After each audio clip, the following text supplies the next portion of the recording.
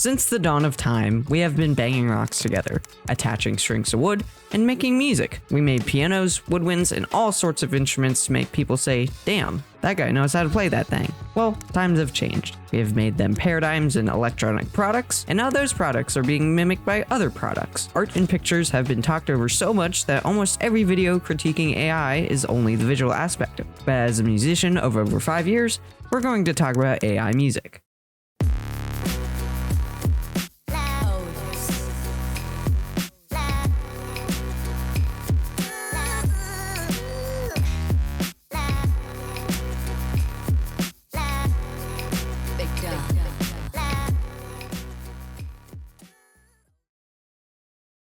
First instance of AI, or rather algorithms making music, was in 1957, the best decade of all time. You had the Peanuts comic, you had Cinderella. The first example of AI music was by a computer called the ccluCid. The computer generated not the music, but the composition that the real people would play. If you do not know what a composition is, it is basically the rules of what the song should be. The computer was made by a couple people as a project for the University of Illinois. Of course, the computers you know are a lot slimmer and lighter than it was back then. In fact, the computer weighed over 4,000 pounds and was over 10 feet tall. Still not as heavy as her mom. The composition was far from a masterpiece, but the idea of a machine completely generating sheet music is insane. 8 years later, a guy named Ray Kurzweil invented his own computer that made compositions, but this time, showcased it on a show, I Got a Secret. It was practically the same thing that the ccluCid did, just publicly. In 1983, Yamaha made the Kansai music system, which was later released as a public journal in 1989. Basics of the algorithm contained an input and an output. When a person plays an instrument, the system remembers that and tries to copy the melody, but with slight changes. This would still require so many songs that the music genres developing in the 1980s could not be replicated. Many of the songs copied by the ccluCid and the Kansai music system would be classical music, since the overabundance of data would make it sound better.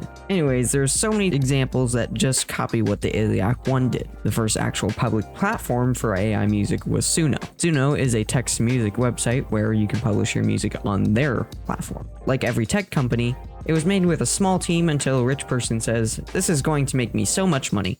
Here you go. Fact, as of recently, they have raised $500 million in total, with a Series B funding raising $125 million. The company only existed 15 months ago. Now that we have covered the history of AI music, it's time to delve into its actual uses in the mainstream.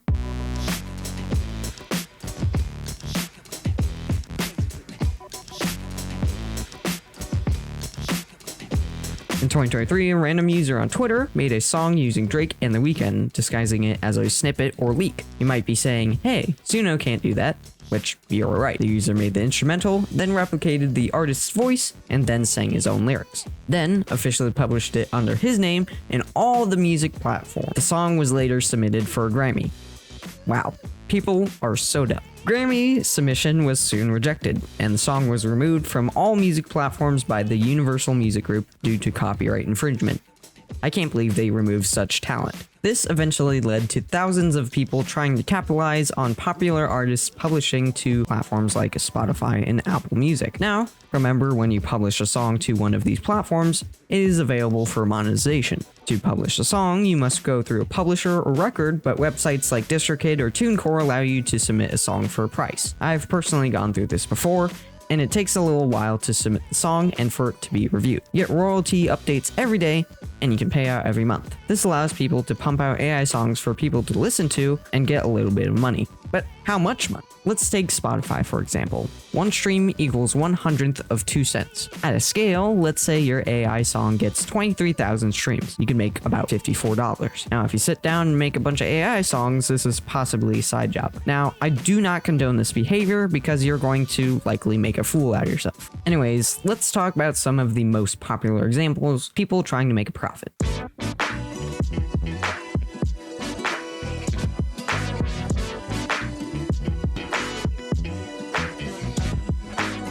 This is arguably one of the most popular AI artists.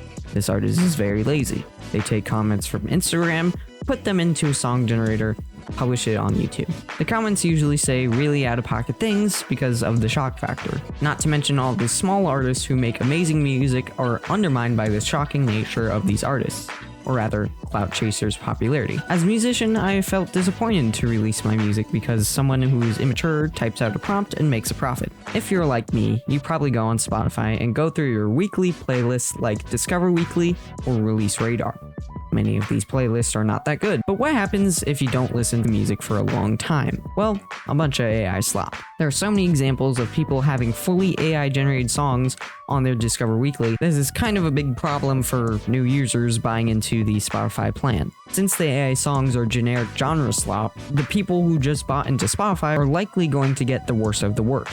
Also, not to mention, Spotify is pushing their own playlists full of AI songs knowingly. This playlist is called Jazzy Morning, which you might tell is jazz and piano songs. The reason why they do this is because it has the most general appeal, and it doesn't really sound like utter garbage. This artist on this specific playlist has only 6 songs and is almost on every other jazz playlist that Spotify has made. No collabs, no pictures, just the 6 songs and a combined 35 million streams. No social media either, no Wikipedia, just on Apple Music and Spotify. Another playlist made by Spotify was named Jazz for Sleep, another artist who is very similar to the last one, who also only has 5 songs.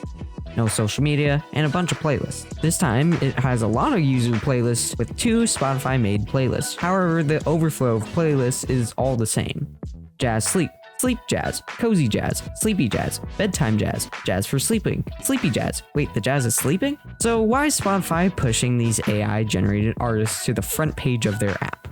Well, it's quite simple. Money. It is what drives a lot of companies to do weird monetization tactics. So is Spotify or Apple Music gonna do anything? Probably not. As of September 2023, the CEO of Spotify said they were not removing AI-generated songs. So what can you do about it? Well, do your research before you listen to an artist and block it. Don't give these people regurgitating AI slop any more attention. The whole point of making music is to make the listener have a good time. It is the same reason why books, art, photographs, and many other art forms are supposed to invoke a certain emotion, because it has feeling in it. Well, AI has the concepts of feelings. You can make AI songs, but the main appeal right now is not the AI creating songs, it is disguising it as real artists. Making them feel like real people with fake names makes it feel wrong.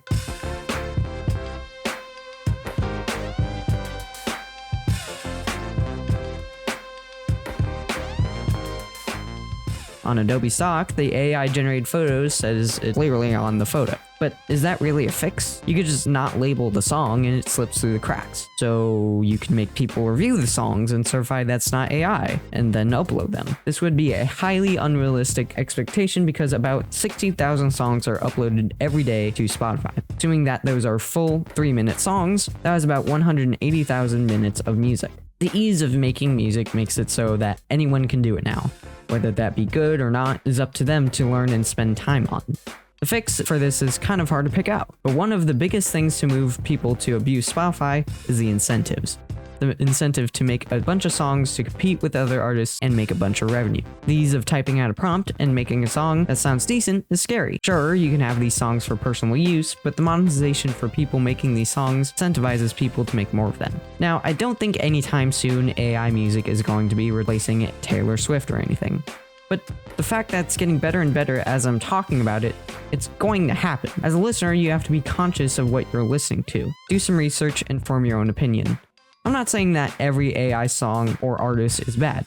It's just that most of the time, it is. I think the only true fix is the people. You have the control to skip, report, and listen to the artists that are pouring effort into their songs. The whole point of this video is to incentivize people to be creative in any medium, in any art form. Not to shame people for giving in to the manipulative marketing of clicking a button and making music. I think the people abusing the system should be accountable for the AI slop that is on Spotify and Apple Music. All I am saying is that you should make something that you're proud of.